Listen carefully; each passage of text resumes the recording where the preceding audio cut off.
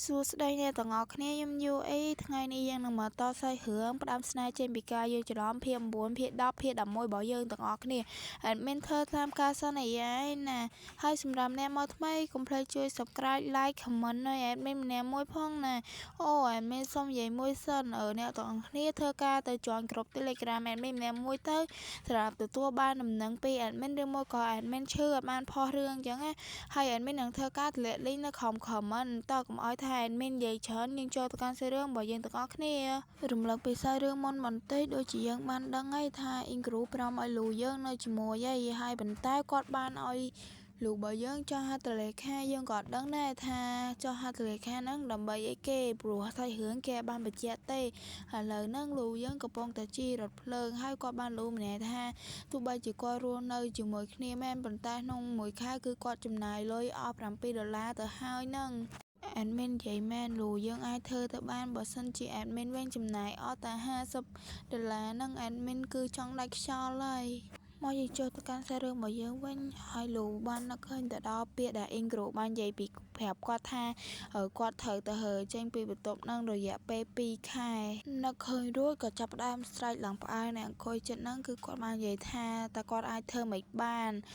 ដើម្បីរកលុយបានច្រើនក្នុងរយៈពេល1ខែបើគាត់ជានិស្សិតហ្នឹងហើយលូបាននិយាយទៀតថាខ្ញុំត្រូវធ្វើការច្រើនថ្ងៃទៀតនៅក្នុងភោជនីយដ្ឋានមួយហើយខ្ញុំត្រូវធ្វើការនៅស្ថានីយ៍ចាក់ប្រេងនៅពេលយប់ទៀតហើយខ្ញុំនឹងរកការងារសំណងខ្លះដើម្បីរកលុយបន្ថែមទៀតហើយលូបានគិតម្នាក់ឯងទៀតថាបើខ្ញុំធ្វើវាទាំងអស់នោះខ្ញុំសង្ឃឹមថាខ្ញុំនឹងអាចនៅរស់ដល់ចុងខែហើយលូស្រែកឡើងផ្អើលណាស់នឹងទៀតហើយគាត់បានស្រែកថានេះពិតជាសុបិនអាក្រក់មួយមែនឥឡូវហ្នឹងលោកបានគិតម្នាក់ឯងគាត់ថានឹងមិនមែនជាបញ្ហាដើម្បីរកលុយទាំងអស់នោះក្នុងរយៈពេល2ខែទេយ៉ាងហោចណាស់ក្នុងមួយឆ្នាំខ្ញុំត្រូវតែលះបង់ជីវិតសាកលវិទ្យាល័យនិងសង្គមរបស់ខ្ញុំចោល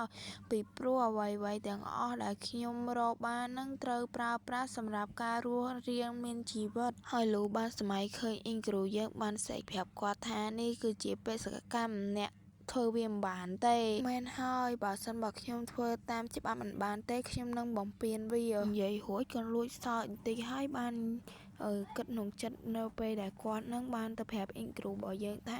Ingruយើងនឹងចុះសម្រុងគ្នាយ៉ាងល្អនៅក្នុងរយៈពេល2ខែខាងមុខយើងនឹងក្លាយទៅជាមិត្តល្អនឹងគ្នាដែលអ្នកមិនចង់ឲ្យខ្ញុំចាក់ចេញហើយលោកបាននិយាយថែមទៀតថាខ្ញុំល្អជាមួយមនុស្សហើយអ្នកជាមនុស្សឆ្កួតដែលគ្មានមិត្តភ័ក្តិហើយលោកបានគិតថែមទៀតថាវាច្បាស់ណាស់ថាខ្ញុំនឹងឈ្នះនៅក្នុងសមរភូមិហ្នឹងលោកគិតហ្នឹងធ្វើដូចស្រួលណាស់អញ្ចឹងណា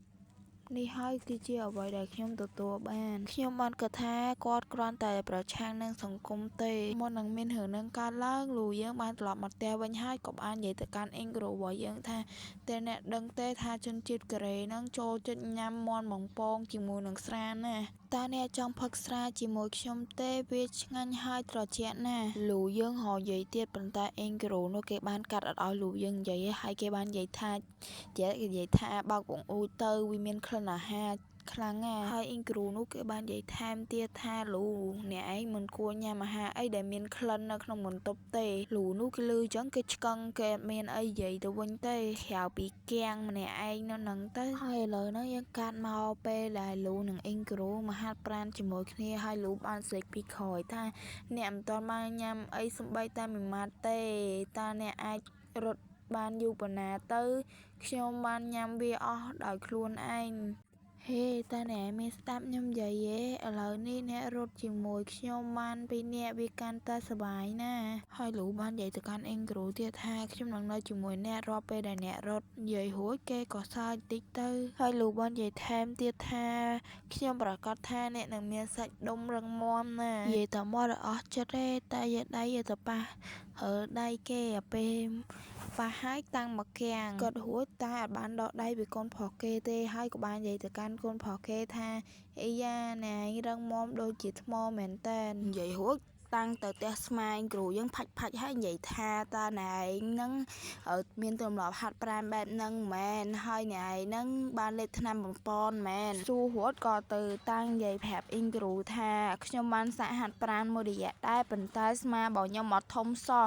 ហើយអ្វីទៅគឺជាអាចកបាំងរបស់អ្នកទៅ លូនោះគេខំនិយាយឯងប៉ុន្តែអ៊ីងគ្រូនោះគឺគេអត់ស្ដាប់ទេគេរត់ចោលលូបើយើងហើយលូយើងបានស្រែកថាហេណែឯងកុំទៅចោលខ្ញុំមើលហើយអ៊ីងគ្រូនោះគេបានស្រែកប្រាប់លូបើយើងវិញថាណែឯងមិនត្រូវប៉ះខ្ញុំទេលូត្រាតណែឯងនឹងចាំបាច់ទេទើបអាចប៉ះខ្ញុំបានឥឡូវហ្នឹងកាត់មកពេលដែលពួកគេបានត្រឡប់មកវិញហើយលូបាននិយាយទៅកាន់បងរបស់គេថាបងរបស់គេហ្នឹងគឺជាមនុស្សខកខើមែនតើដែលទុកគេចោលកន្លែងនេះប្រយោគគុណស្រីស្អាតខ្លាំងហើយលូនោះគេនិយាយទៅកាន់បងគេទៀតថាតើណែឯងខឹងខ្ញុំព្រោះតែខ្ញុំនឹងសុំឲ្យណែឯងមករៀនពីរបៀបហាត់ប្រាណមែនពីតាមាត់មិនអស់ចិត្តទេគឺយកដៃយកទៅប៉ះកូនប្រុសគេទៀតហើយក៏និយាយថាខ្ញុំអាត្មានិយមពេករឿងល្អគួរតែត្រូវចែករំលែកឲ្យខ្ញុំដឹងខ្លះមកអីគេថាខ្លួនឯងអាត្មានិយមហើយទៅសួរគេទៅដែរសោះប្រហែលជាលូនោះគេមិនទាន់អស់ចិត្តហើយគេក៏ទៅសួរអ៊ីងគ្រូនោះម្ដងទៀតថាហេតុអីបានជាណែឯងនឹងចាក់ចេញចោលខ្ញុំអញ្ចឹងទុកឲ្យខ្ញុំនឹងនៅម្នាក់ឯងហើយតើណែឯងនឹងប្រញាប់ខ្លាំងម៉េះហើយអ៊ីងគ្រូនោះគេធន់ខ្លាំងពេកគេចាប់ក្បាលលូរបស់យើងពពិលទៅមើលអសរហើយនិយាយថាតើណែមានចាំអ្វីដែលយើងបានសន្យាអត់លូនោះគេលាន់មាត់ឯងគេនិយាយថាអីយ៉ាឥឡូវហ្នឹងដល់ម៉ោងទៅត្រូវអ៊ីងគ្រូរៀនហើយនៅក្នុងហ្នឹងគេបានដាក់ថាលូមិនត្រូវរំខានអ៊ីងគ្រូទេរាល់ពេលដែលអ៊ីងគ្រូយើងរៀនហើយក៏មិនត្រូវបង្កសំឡេងរំខានទៅដល់អ៊ីងគ្រូដូចគ្នាពេលដែលអានរួចក៏ត្រឡប់មកវិញហើយបានគិតម្នាក់ឯងថាប្រាប់ឲ្យបរិសម្នាក់នេះពិតជាគ្រប់ពេលវេលាក្នុងការរៀនមែនគិតរួចក៏តាំងមកប្រាក់ខ្លួនលើខែដេកហើយតាំងមកឆ្ងល់ហើយថាគូតរបស់អ៊ីងគ្រូយើងហ្នឹងអត់ឈឺទេមែនអត់ទេខ្វល់តាំងពីគូតគេឡើងអត់យល់អីនេះហើយក៏តាំងមកឆ្ងល់ទៀតថាតើអ៊ីងគ្រូរបស់យើងនឹងរៀនបានប៉ុន្មានម៉ោងហើយក៏ងាកមើលអ៊ីងគ្រូយើងផ្លឹកចឹងទៅមើលហើយក៏តាំងមកទៅស្អើបងថាបងគេស្អាតដូចតុក្កតាអញ្ចឹងហើយលូយើងតាំងមកគិតហើយក៏ថាអ៊ីងគ្រូរបស់យើងនឹងមានមុខស្លូតហើយសម្រាប់រាងកាយរបស់គាត់វិញគឺរាងកាយមានសុទ្ធតែសាច់ដុំវាអត់សមគ្នាសោះអ៊ីងគ្រូនេះគេឃើញអូនគេហ្នឹងមើលគេខ្លាំងពេកក៏ងាកទៅសួរតើណែឯងមានរឿងអីចង់សួរខ្ញុំហើយអ៊ីងគ្រូនោះគឺគេឃើញបងគេអញ្ចឹងក៏អត់ដឹងនិយាយអីហើយក៏បានគិតក្នុងចិត្តថាបើខ្ញុំប្រាប់គាត់ថាខ្ញុំនឹងបានគិតរឿងនោះដល់គាត់ប្រកាសណាគាត់នឹងបណ្ដេញខ្ញុំចេញភ្លាមហើយក៏តបទៅកាន់អ៊ីងគ្រូវិញទៅថាគ្មានអីទេខ្ញុំគ្រាន់តែគិតថាហេតុអីបានជាណែពាក់វ៉ែនតាគ្រាន់តែថាភ្នែកអ្នកឯងហ្នឹងមើលទៅអត់អីណាយនៅស្អាតធម្មតាហើយអ្នកឯងស្អាតណាអ្នកឯងមិនសាក់ដោះវ៉ែនតាទៅណ៎គេទៅសើបងគេហើយលូនោះគេសួរទៅកាន់អ៊ីងគ្រូរបស់យើងម្ដងទៀតថាថ្ងៃមុននោះខ្ញុំឃើញភ្នែករបស់អ្នកស្អាតខ្លាំងណាស់ហើយឃើញអ្នកមានសុខភាពល្អតាហេតុអីបានជាអ្នកឯងពាក់វ៉ែនតាអញ្ចឹង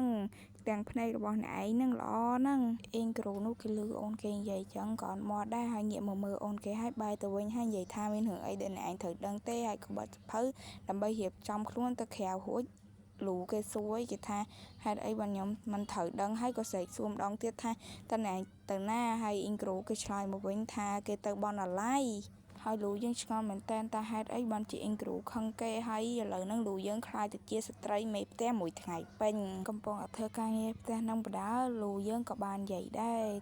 គាត់បាននិយាយថាវាហាក់ដូចជាយើងនឹងមិនខ្លាចជាមិត្តនឹងគ្នាទេដោយការនិយាយគ្នាអញ្ចឹងទៅ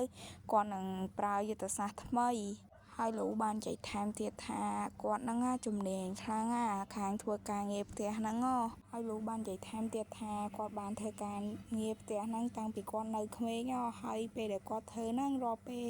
ដែលម៉ាក់ប៉ារបស់គាត់ហ្នឹងចាប់ផ្ដើមមានប្អូនរបស់គាត់មួយទៀតហើយឥឡូវហ្នឹងកំណត់បីសាយរបស់លូរបស់យើងហ្នឹងក៏ចូលខ្លួនគាត់ហើយគាត់ក៏បាននិយាយថាគាត់នឹងសម្អាតកញ្ចក់ហ្នឹងឲ្យស្អាតដើម្បីមើលទៅដូចវាគ្មានកញ្ចក់ហើយពេលអ៊ីងគ្រូយើងមកវិញគាត់នឹងរុញក្បាលអ៊ីងគ្រូយើងហ្នឹងទៅលើកញ្ចក់ហើយគាត់នឹងថា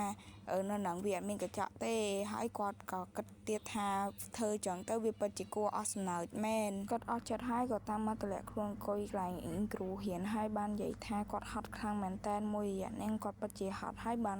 ងាកទៅមើលសភៅរបស់អ៊ីងគ្រូទៅក៏គាត់លាន់មកគេថាអ៊ីងគ្រូយើងហ្នឹងមានកត់ត្រានៅលើសភៅណាច្រើនមែនតើហើយឥឡូវហ្នឹងលូរបស់យើងបានគិតទៅដល់អ៊ីងគ្រូទេគាត់បានគិតថា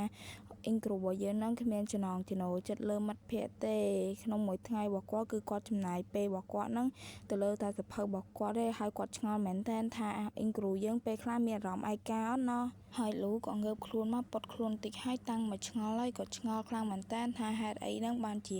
អ៊ីងគ្រូហ្នឹងមិញហ្នឹងសុខចិត្តរៀននៅហ្នឹងមិនព្រមទៅរៀនបន់អាឡ័យណោះហើយគាត់ក៏និយាយម្នាក់ឯងទៀតថាចាំមើលពេលណាបានជាអ៊ីងគ្រូហ្នឹងមកវិញណោះហើយអេដមីនមានអារម្មណ៍ថាកន្លែងហ្នឹងដូចជាប្រពន្ធចាំមើលប្តីមកពីធ្វើការវិញអញ្ចឹងឥឡូវហ្នឹងម៉ោង 8:24 នាទីហើយមានមនុស្សម្នាក់បាននិយាយថាតែខ្ញុំរំខានណាស់ណោះខ្ញុំគាត់ថាខ្ញុំនឹងបបួលគាត់ទៅញ៉ាំអាហារថ្ងៃស្អែកនៅហាងកាហ្វេនៅសាកលវិទ្យាល័យអ្នកនិយាយហ្នឹងក៏គ្មានណាគេដែរក្រៅពី Stacy ហើយ Stacy បានផ្ញើសារទៅកាន់លោករបស់យើងហើយបានតែសេថាតើអ្នកឯងនៅណាហើយ Stacy ចង់ទៅសេទៀតថាខ្ញុំនឹកអ្នកណាប៉ុន្តែគាត់ក៏លុបវិញហើយទៅសេថាខ្ញុំនឹងយករបស់អ្នកយកទៅឲ្យអ្នកវិញហើយពេលដែលអ្នកអានសារនេះហើយកុំភ្លេចខលមកខ្ញុំផងណាហើយ Stacy នោះគេក៏ជួបប្រែងមួយសឺតទៅហើយ Stacy បាននិយាយថាគាត់បាត់ខ្លួននឹងអស់រយៈពេល4ថ្ងៃហើយតើគាត់នៅឯណាហើយគាត់មានកន្លែងណាត្រូវនៅទេហើយ Stacy បានកយមើលរូបថតដែលលូនិង Stacy នឹងថតមួយគ្នាហើយ Stacy បាននិយាយថាគាត់សង្ឃឹមថាលូរបស់យើងនឹងត្រឡប់មកហៅគាត់វិញភ្លាមហើយ Stacy បាននិយាយម្នាក់ឯងថាពេលដែលគាត់ជួបលូគាត់នឹងសុំទោសលូហើយនឹងបបួលលូយើងនឹងទៅផ្ទះវិញរួចគាត់គិតថាហេមទៀតថាគាត់នឹងមានអារម្មណ៍ថាសានេះលូរបស់យើងនឹងគឺអត់ងាយចាញ់គាត់ងាយទេហើយយើងក៏អត់ដឹងដូចគ្នាថាលូយើងនឹងទៅជួប Stacy អត់ហើយនឹងព្រមត្រូវគ្នាមួយ Stacy វិញអត់ទេយើងក៏អត់ដឹងដែរណាឥឡូវហ្នឹងយើងកាន់មកអ៊ីងគ្រូវិញអ៊ីងគ្រូហ្នឹងគឺគាត់កំពុងតែគិតហើយគាត់ឆ្ងល់ខ្លួនឯងមែនតើថាហេតុអីហ្នឹងបានជាគាត់នឹងអនុញ្ញាតឲ្យលូរបស់យើងនឹងនៅមួយគាត់អញ្ចឹងគាត់ពិតជាឆ្ងល់ខ្លួនឯងមែនតើហើយអ៊ីងគ្រូគាត់ឆ្ងល់មែនតើគាត់ឆ្ងល់ថាគាត់នឹងនៅចិត្តលូរបស់យើងគាត់មានអារម្មណ៍មួយចម្លែកខ្លាំងមែនតើតែគាត់អត់ដឹងទេថាអារម្មណ៍ហ្នឹងជាអារម្មណ៍អីគេមើលតែក្នុងសភៅគាត់ទៅពោពេញទៅដោយរូបអ៊ីងគ្រូរបស់យើងហើយអាម៉ូតមិនក៏មានដែរហើយគាត់បានគាត់ថាគាត់មានអារម្មណ៍ថាគាត់នឹងផ្ដោតអារម្មណ៍អត់បានទេហើយមើលតែប៉ុណ្្នឹងទៅយើងដឹងហើយថាក្នុងសភៅរបស់គាត់លូរត់ពេញសភៅហើយគាត់ក៏បានញីភ្នែកបន្តិចហើយគឺគាត់បានឃើញមុខ Stacy របស់យើងហើយគាត់បានគិតថាតាមម្នាក់ហ្នឹងគឺជាមិត្តស្រីរបស់លូរបស់យើងមែនហើយគាត់ក៏ធ្វើទឹកមុខមួយដ៏ចម្លែកយើងក៏អត់ដឹងដែរណាថាអ៊ីងគ្រូនិង Stacy មានរឿងអីនឹងគ្នាដែរណាហើយអ៊ីងគ្រូក៏ស្មៃការគាត់នៅពីក្មេងហើយឃើញមានមនុស្សចម្លែកម្នាក់បានមកស្រែកហើយគាត់ចង់ថតរូបមួយអ៊ីងគ្រូរបស់យើងប៉ុន្តែអ៊ីងគ្រូរបស់យើងគឺអត់ឲ្យថតហើយបានទេហៅប៉ូលីសហើយគឺគាត់បាននិយាយថាចង់ហៅយកមិនបានមានពេលហ្នឹងមកមានពេលដែលត្រូវគាត់នៅផ្ទះម្នាក់ឯងអញ្ចឹងហើយពេលហ្នឹងគាត់ខំទេទៅរកគេមែនតើគឺអត់មានណាគេលើកគាត់ទេហើយអ៊ីងគ្រូក៏ឈប់គាត់ទៅហើយគេបានទៅសេឈ្មោះអូនគេនៅក្រុមហ្នឹងហើយគេបានគិតថាអូនគេហ្នឹងមិនមែនជាមនុស្សអាក្រក់អីទេហើយគេសម័យឃើញមុខអូនគេទៀតហើយគេបានគិតទៅដល់ពេលអូនគេនិយាយថាអ្នកឯងរត់ពេលអ្នកខ្ញុំទៅវាកាន់តែសុបាយជាងនឹងទៅទៀតហើយគេក៏នឹកឃើញដល់ពេលអូនគេសួរគេថាហេតុអីបានជាអ្នកឯងនឹងຕົកខ្ញុំចោលម្នាក់ឯងអញ្ចឹងអ្នកឯងប្រញាប់ខ្លាំងមែនហើយបានគិតដល់ពេលអូនគេសួរថាហេតុអីបានជាគេហ្នឹងពាក់វ៉ែនតាអញ្ចឹងមិនព្រមដោវវ៉ែនតាចេញគាត់រួចក៏នៅស្ងៀមផ្លែតទៅហើយក៏បានគិតក្នុងចិត្តថាឥឡូវហ្នឹងគាត់ត្រូវត្រឡប់ទៅកន្លែងដែលគាត់ស្នាក់នៅវិញឥឡូវហ្នឹងកាត់ពេលដែលអ៊ីងគ្រូមកដល់ផ្ទះហើយគឺគាត់នៅស្ងៀមបន្តិចហើយគាត់បានគិតក្នុងចិត្តថាគាត់ត្រូវធៀមខ្លួនទៅហើយព្រោះអីលូរបស់យើងនឹងមកស្វាគមន៍គាត់ពេលដែលគាត់បើកទ្វារចូលដល់គឺគាត់គាំងមែនតើពេលហ្នឹងគាត់ឃើញលូរបស់យើងដេកលើតុគាត់ហ៊ានហើយគឺពេលហ្នឹងសម្រស់របស់គាត់ស្អាតខ្លាំងមែនតើហើយអ៊ីងគ្រូរបស់យើងគឺថ្មឹងហើយបានលេបទឹកមាត់បន្តិចហើយបានដើរចូលទៅក្នុងដើម្បីលូកដៃហ្នឹងចូលទៅប៉ះលូរបស់យើងហើយក៏ស្លឹងមើលភ្នែកនឹងច្រមុះរបស់កូនស្រីគេហើយក៏វែកសក់កូនស្រីគេមើលរួចពេលហ្នឹងស្រាប់តែពេលនោះលូរបស់យើងនឹងភ្ញាក់មកហើយគេលាន់មកថាអ៊ីងគ្រូហើយដឹងគេអៀនពេកមិនដឹងគេដាក់ក្បាលអូនរបស់គេហ្នឹងឡើងមកកញ្ញោហើយគេមកដល់ថាតែខ្ញុំធ្វើអីគេខុសបានជាសុកហ្នឹងអ្នកឯងមកខោកខ្ញុំមកកញ្ញោអញ្ចឹងគ្រាន់តែខ្ញុំដេកនៅលើតុអ្នកឯងសោះមិនក៏អ្នកឯងខឹងខ្ញុំដែរអញ្ចឹងហើយលូនោះគេលាន់មកសួរបងគេថាតើបងគេនឹងមានចាប់អារម្មណ៍អីអត់ថានៅក្នុងបន្ទប់នេះគាត់នឹងបានរៀបចំឡើងស្អាតហើយណាលោករបស់យើងគាត់ថាគាត់នឹងរៀបចំផ្ទះហ្នឹងបានស្អាតខ្លាំងណាស់ហើយលោកយើងបាននិយាយទៅកាន់អ៊ីងគ្រូឯងគេនិយាយថាបើអ្នកឯងរស់នៅជាមួយខ្ញុំបន្តខ្ញុំធានាថាបន្ទប់ហ្នឹងពិត ជាស្អាតរាល់ថ្ងៃហើយគេនឹងបោកសម្លៀកបំពាក់របស់អ្នកដែរទោះបីជាវាមានក្លិនអាហារបន្តិចបន្តួចឬមួយក៏កៅអៅរបស់អ្នកឯងនឹងក្រាស់ក៏ដោយក៏ខ្ញុំនឹងធ្វើវាដែរខ្ញុំនឹងថែរក្សាខ្លួនរបស់អ្នកឯងឲ្យស្អាតឬបោកកៅអៅគេឲ្យថែរក្សាខ្លួនគេទៀតហើយលោករបស់យើងបាននិយាយទៅកាន់អេងគ្រូថាអ្នកឯងត្រូវទៅសើខ្ញុំតិចមកខ្ញុំនឹងមានកម្លាំងចិត្តដើម្បីធ្វើការងារផ្ទះហ្នឹងហើយអ្នកឯងនឹងស្ដាយក្រោយបើសិនបើអ្នកឯងហ្នឹងបណ្ដេញខ្ញុំចេញពីផ្ទះអត់មានអារម្មណ៍ថាដោយប្រពន្ធគេប្រើប្តីគេឲ្យទៅសើប្រពន្ធអញ្ចឹងហ្នឹងលោករបស់យើងខំនិយាយឡើងច្រើនតែអេងគ្រូគេតបមកវិញលោករបស់យើងឡើងបាក់ចកេះហ្មងគេតបមកវិញគេថានឹងមែនហើយលោកបាននិយាយគេថាមិញហ្នឹងគេភ្លេចថាគេបានបោកកៅអៅដែរហើយគេដើរទៅយកកៅអៅហ្នឹងយកទៅហាទៅស្រាប់តែពេលនោះអ៊ីងគ្រូគេឃើញស្រោមជើងជ្រុំមួយហើយគេនៅស្ងៀមលូនោះគេអាឡ័យជ្រៀងគេអត់ដឹងថាអ៊ីងគ្រូចូលជួយហាស្រោមជើងទេហើយលូនោះគេស្រែកថាអ៊ីងគ្រូថាអូនឯងហ្នឹងមកស្ងាត់ចឹងគេឡើងភ័យហើយងាកទៅមើលអ៊ីងគ្រូទៅឃើញអ៊ីងគ្រូស្អាតពេកក៏នៅស្ងៀមមើលមុខហើយអ៊ីងគ្រូនោះគេឃើញចឹងគេស្លន់ទីហើយគេដើរទៅវិញទៅហើយអ៊ីងគ្រូនោះងាកមកមើលលូរបស់យើងហើយលូរបស់យើងបាននិយាយថាគាត់នឹកស្មានទេថាអ៊ីងគ្រូហ្នឹងនឹងមកជួយគាត់ហាកៅអៅហើយគាត់បានគិតថាគាត់មានអារម្មណ៍ថានៅចិត្តអ៊ីងគ្រូរបស់យើងទៅគាត់មានអារម្មណ៍ថាក្តៅខ្លួនឬមួយក៏គាត់ឈឺពេលដែលលូហាកៅអៅហើយគេក៏មកអង្គុយបាត់កៅអៅហើយគេបាននិយាយប្រាប់អ៊ីងគ្រូថាតាំងពីគាត់នៅក្មេងហ្នឹងគាត់បានជួយការងារផ្ទះប៉ាម៉ាក់គាត់ច្រើននេះហើយគឺជាមូលហេតុដែលខ្ញុំនឹងពូកែធ្វើការងារផ្ទះច្បាស់ជាងមនុស្សស្រីទៅទៀតហើយខ្ញុំថែមទាំងអាចដេរប៉ាក់បានទៀតបើសិនបើអ្នកឯងនឹងមានកៅអៅណាដែលខូចឬមកក៏ដាច់អ្នកមិនចេះដេរអ្នកប្រាប់ខ្ញុំមកខ្ញុំនឹងធ្វើវាឲ្យអ្នកឯងហើយក៏បានសួរអ៊ីងគ្រូយើងថាតើអ្នកឯងគិតដូចខ្ញុំមកថាកន្សែងនេះវាធ្ងន់ហើយអ្នកឯងមានឆ្ងល់ថាហេតុអីបានវាធ្ងន់ដោយសារតែវាហ្នឹងធ្ងន់ជាងសម្លៀកបំពាក់ធម្មតាហើយក៏និយាយថែមទៀតថាតើអ្នកឯងដឹងថាការថែទាំកន្សែងឲ្យបានត្រឹមត្រូវហ្នឹងវាមានសារៈសំខាន់ប៉ុណ្ណាពីព្រោះយើងនឹងងាយណាដែលបាក់តេរីវានឹងរាយប៉ាយទៅលើកន្សែងហ្នឹងដូច្នេះដើម្បីថែរក្សាកន្សែងហ្នឹងយើងត្រូវតែប៉ុន្តែរយយាយតស្រាប់តែពេលនោះគឺគាត់ភ្ញាក់ផ្អើលហើយអ៊ីងគ្រូរបស់យើងបានមកឈរពីមុខរបស់គាត់ហើយបាននិយាយថាណែគួរតែស្លាប់ទៅហើយគឺធ្វើឲ្យអ៊ីងគ្រូនោះគឺគេមើលចិត្តខ្លាំងមែនតើហើយលូបានសើចឲ្យអ៊ីងគ្រូរបស់យើងយកសើចយកហើយលូបានសួរគាត់ថាបើណែដឹងហើយថាមើលពីចង្អែទៅវាមើលទៅឃើញទូចហើយអីបានជាណែនឹងនៅព្រមពាក់វាចូលខ្លួនទៀតហើយលូគេនិយាយប្រាប់អ៊ីងគ្រូថាឥឡូវហ្នឹងគេសើចឡើងឈឺពោះហើយនេះហើយលូបានគិតក្នុងចិត្តថាគាត់អាចបានចាប់អារម្មណ៍ទៅមើលកៅអៅហ្នឹងទេមិនមែនហើយក៏សើចទៅហើយអ៊ីងគ្រូនោះគេមើលចិត្តពេកគេបោះកៅអៅហ្នឹងក្បត់ចោលហ្មងទៅលូនោះគេសើចអស់ចិត្តគេក៏និយាយទៅកាន់អ៊ីងគ្រូថាអូចឹងទៅខ្ញុំសុំតោខ្ញុំនឹងធ្វើវាឲ្យស្អាតវិញហើយគាត់បាននិយាយប្រាប់អ៊ីងគ្រូថែមទៀតថាខ្ញុំភ្លេចគិតថាខ្ញុំបានដាក់វានៅក្នុងកន្លែងដែលខ្ញុំបានបោកគក់កន្សែងដៃចឹងទៅវាបង្រួមតូចគ្នាចឹងទៅខ្ញុំនឹងធ្វើការជួសជុលវាម្ដងទៀតនិយាយរួចក៏ហើអាវប៉ុន្តែហើអត់តាន់អ៊ីងគ្រូហើកៅអៅហ្នឹងហើយកទៅបោះចោលហើយអ៊ីងមើលទៅទឹកមុខអ៊ីងគ្រូទៅក៏ដឹងដែរថាគ្នាគៀងប៉ុណ្ណារួចមកគេចង់យកទៅបោះចោលហើយអ៊ីងលូនោះគេស្រែកសួរគេថាហេហើយចឹងធ្វើគេហ្នឹងយកបោះចោលបោះចោលទៅអីខ្ញុំអាចធ្វើវាបានហើយលូនោះគេក៏ឆក់កៅអៅពីបងគេមកហើយគេនិយាយថាខ្ញុំអាចធ្វើវាបានអ្នកឯងកុំខ្ជះ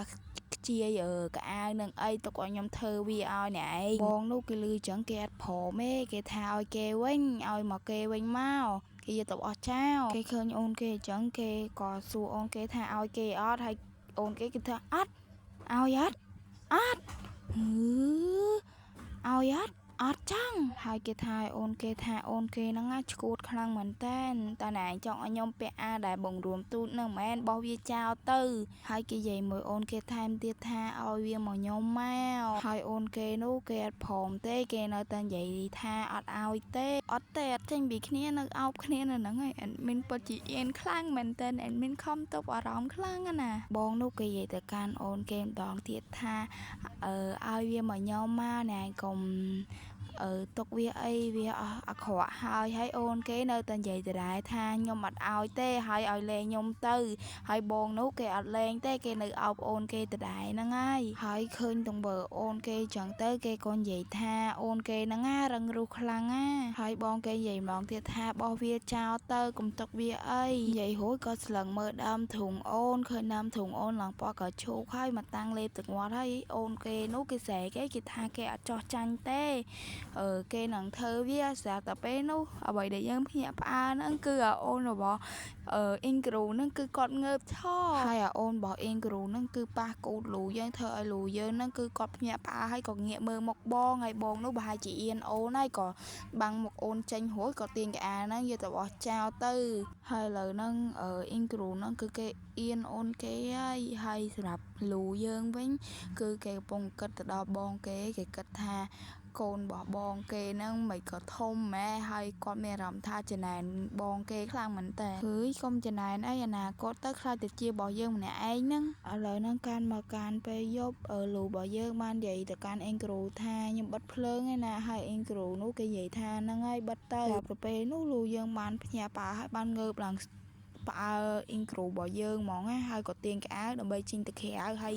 អ៊ីងគ្រូនោះគេស្រែកសួរគេថាទៅណាហើយលូយើងក៏និយាយប្រាប់មកវិញគេថាគេហ្នឹងទៅក្រៅមួយផ្លែតហើយកាត់មកខាងក្រៅវិញយើងបានឃើញស្តេស៊ីកំពុងតែឈរចាំលូរបស់យើងហើយបានគិតថាតើលូយើងហ្នឹងមកជួបគាត់អត់ស្រាប់តែពេលនោះលូយើងដើរមកដល់ហើយបានចែកហៅស្តេស៊ីបាននិយាយទៅកាន់លូថាខ្ញុំឮថាអ្នកឯងរស់នៅនឹងមែនហើយលូយើងក៏តទៅវិញថាហ្នឹងហើយខ្ញុំរស់នៅនឹងតើហើយស្តេស៊ីបាននិយាយថែមទៀតថាខ្ញុំបារម្ភពីអ្នកឯងណាពេលដែលអ្នកឯងចាក់ចេញអញ្ចឹងខ្ញុំគិតថាអ្នកឯងអត់មានកន្លែងណានៅហើយខ្ញុំបានបារម្ភពីអ្នកឯងខ្លាំងមែនតើហើយលូនោះគេបាននិយាយទៅកាន់ស្តេស៊ីថាខ្ញុំសុំទោសអញ្ចឹងហើយស្តេស៊ីសួរទៅកាន់លូយើងថាតើអ្នកឯងនឹងរស់នៅក្នុងលំនៅឋានហ្នឹងតើអ្នកឯងចូលចិត្តអត់ហើយលូយើងក៏តបមកវិញថាមានអីខ្ញុំចូលចិត្តតាឥឡូវហ្នឹងស្តេស៊ីមានអារម្មណ៍ថាលូរបស់យើងហ្នឹងគឺគាត់នឹងមិនងាយចោះចាញ់ងាយទេសានេះហើយស្តេស៊ីបាននិយាយទៅកាន់លូថាខ្ញុំអាចបានបោះបង់របស់អ្នកឯងចោលទេអ្នកឯងប្រាប់ឲ្យខ្ញុំធ្វើវាប៉ុន្តែខ្ញុំមានអារម្មណ៍ថាសោកសៅពេលដែលខ្ញុំធ្វើវាអញ្ចឹងទៅខ្ញុំខ្លាចអ្នកឯងនឹងមានអារម្មណ៍សោកសៅដូចខ្ញុំដែរហើយខ្ញុំក៏បាននឹកអ្នកឯងដូចគ្នាហើយស្តេស៊ីក៏លើកកាមេរ៉ាមកថតហើយនិយាយថាតើអ្នកឯងចាំអត់ហើយស្តេស៊ីបាននិយាយទៅកាន់លូថាការខ្ញុំនៅរៀនហ្នឹងដើម្បីត្រៀមខ្លួនចូលរៀននៅសាកលវិទ្យាល័យហ្នឹងមិត្តភ័ក្តិរបស់ខ្ញុំហ្នឹងគាត់បានហៅអ្នកឯងថាគឺជាបរិសុទ្ធថតរូបអ្នកឯងបានមកស្តាឌីយ៉ូរបាំបាឡេរបស់ខ្ញុំជារៀងរាល់ថ្ងៃទោះបីជាអ្នកឯងរវល់ក៏ដោយអ្នកឯងក៏ឆ្លៀតពេលដើម្បីមកថតរូបខ្ញុំដែរទាំងពេលហ្នឹងអ្នកឯងរវល់ក្នុងការរើសតួសម្ដែងខ្លាំងមែនតើហើយស្តេស៊ីបាននិយាយទៀតថាជារៀងរាល់ថ្ងៃនៅ30នាទីមុនរៀនចំអ្នកឯងតែងតែថតរូបខ្ញុំពី3ស្លឹកទុកដើម្បីធ្វើការអនុវត្តផ្នែកសម្ដែងរបស់អ្នកហើយលោកបាននិយាយទៅកាន់ស្តេស៊ីថាបើអ្នកឯងមកដើម្បីទៅនិយាយរឿងហ្នឹងទេឥឡូវហ្នឹងខ្ញុំសុំទៅវិញព្រោះឥឡូវហ្នឹងខ្ញុំមានអារម្មណ៍ថាត្រជាក់ដល់កហើយស្តេស៊ីបាននិយាយថាឈប់សិនហើយលោកបាននិយាយថាអ្នកឯងត្រូវគិតថាខ្ញុំគឺជាមនុស្សល្ងងណាហើយលោកបាននិយាយមួយម៉ាត់ទៀតថាខ្ញុំលែងខ្លាចទៅជាអ្នកថតរូបឲ្យអ្នកឯងទៀតហើយលោកក៏ដើរចេញពីស្តេស៊ីទៅស្តេស៊ីគេធំអត់បានទេគេក៏លើកាមេរ៉ាហ្នឹងហើយគេក៏ស្រែកថាយកវាទៅផ្ទះផងហើយបោកហ្នឹងប៊ីសត្រូវលូយើងប៉ុន្តែក៏មានដៃមនុស្សម្នាក់បានលូកមកជួយលូយើងហើយដៃហ្នឹងក៏គ្មានណាគេក្រៅពីអ៊ីងគ្រូរបស់យើងដែរហើយលូយើងឡើងភ្ញាក់ផ្អើលហើយក៏ស្រែកហៅឈ្មោះអ៊ីងគ្រូរបស់យើងហើយអ៊ីងគ្រូរបស់យើងបានសួរលូយើងថាម្នាក់ស្រីហ្នឹងឈ្មោះអីគេហើយលូយើងប្រាប់ថាម្នាក់ស្រីហ្នឹងឈ្មោះស្តេស៊ីហើយអ៊ីងគ្រូហ្នឹងគេនិយាយថាស្តេស៊ីហើយសម្រាប់ស្តេស៊ីវិញគឺមានទឹកមុខភ័យខ្លាំងមែនតើហើយស្តេស៊ីគេឆ្ងល់ថាហេតុអីបានពីរអ្នកហ្នឹងស្គាល់គ្នាហើយក៏កបួយក៏អាវលូយើងក៏ស្រែកសួរថាមិនបានអ្នកឯងស្គាល់គាត់ហើយអ្នកឯងធ្វើអញ្ចឹងព្រោះនឹងគឺជាម្រោងការរបស់អ្នកឯងដើម្បីបែកគ្នាពីខ្ញុំមែនអ៊ីងគ្រូនោះគេទាញដៃស្តេស៊ីចេញហើយគេក៏ទាញអូនគេមកខាងគេហើយគេនិយាយថាអ្នកឯងហ្នឹងគឺជាអ្នកលួចកៅអៅខ្ញុំត្រូវអត់ហើយលូនោះគេលឺអញ្ចឹងគេនិយាយថាអត់ទេអ្នកឯងគិតខុសហើយស្តេស៊ីហ្នឹងទិញតើហ ហើយ Stacy ក៏និយាយថាណែឯងជឿខ្ញុំទៅខ្ញុំអត់បានលួចទេខ្ញុំមានកម្រងថានឹងយកទៅឲ្យអ្នកឯងពេលនោះហ្នឹងខ្ញុំឃើញហ្នឹងខ្ញុំក៏អត់មានបំណងក្នុងការយកដែរហើយលូនោះគេឃើញអញ្ចឹងគេមកចាប់ Stacy សួរណែឯងធ្វើអញ្ចឹងហួសហេតុហ្នឹងគឺជាបទកម្មហើយ Stacy នោះគេអត់ដឹងខ្លួនខុសគេនៅតែនិយាយអញ្ចឹងថាវាមិនអីទេខ្ញុំនឹងបកគោលវាឲ្យទៅគាត់ហើយ Ingru នោះគេចាប់អូនគេចេញហើយគេក៏និយាយថាមិនអីទេឥឡូវហ្នឹងគឺគេចង់ឲ្យ Stacy ហ្នឹងសុំទោសអូនគេហើយStacy លឺអញ្ចឹងគឺគេគិតក្នុងចិត្តថាខ្ញុំមិនត្រូវសុំទោសគេទេហើយលូនោះគេឃើញអញ្ចឹងគេក៏ថាមិនបាច់សុំទោសខ្ញុំទេហើយណែក៏មិនបាច់មកជួបខ្ញុំដែរចាប់ពីថ្ងៃហ្នឹងទៅយើងលេងត្រូវជាអីនឹងគ្នាអីហើយលូក៏ដើរចេញទៅហើយលូក៏បាននិយាយទៀតថាសម្រាប់អាវ៉ាហ្នឹងបើចាំសងខ្ញុំទេព្រោះដោយសារអីនៅក្នុង